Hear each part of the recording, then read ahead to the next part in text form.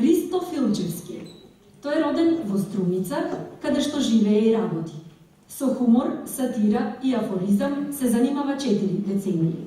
Своји трудови објавувал во македонските медиуми, но и на територијата на поранешните југословенски простори и пошироко. Денес се објавува во повеќе електронски списанија и медиуми на Балканот. Учествувал на повеќе фестивали, изложби и конкурси на карикатура, хумор и сатира, каде и е награден.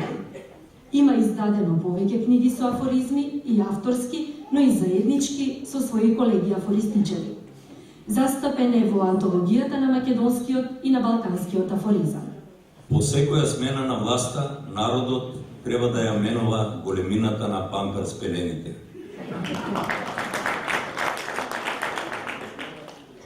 Велат дека револуцијата ги јаде своите деца.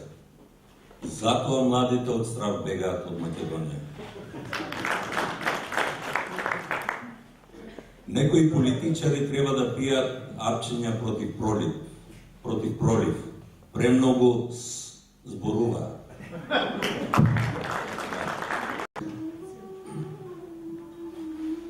Современа македонска приказна можете да слушнете и од опозицијата на пресконференција. Што ми отворат устата, некои политичари веднаш асоцираат на орален секс. Откако се зборува за прислушување, на многу луѓе им е страф и да проднат. Цената на нафтата влијае и на трошоците за секс, ако водите љубов во автомобил.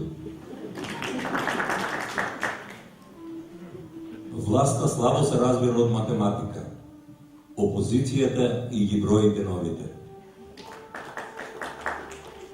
Некои пратеници се како фатоморгана и се причинува дека ги гледаме во собранието.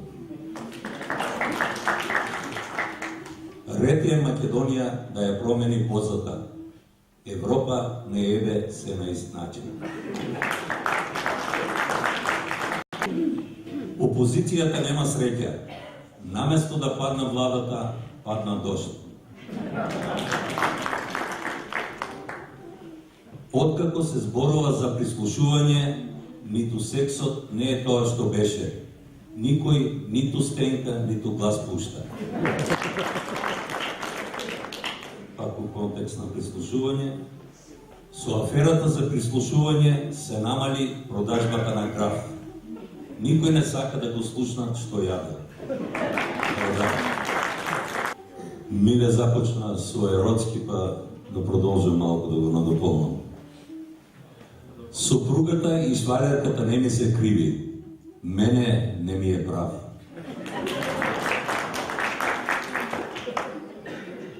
Тој е кукавица во сексот. Јајцата секојаш ги остава кај туѓи жени. И еден малку постар. Државата се грижи за сексуалноста. Секоја жена ќе добие субвенции за вибратор. И за крај, таа страдаше од тврдо. Сопругот наместо тврд алат имаше тврда столица.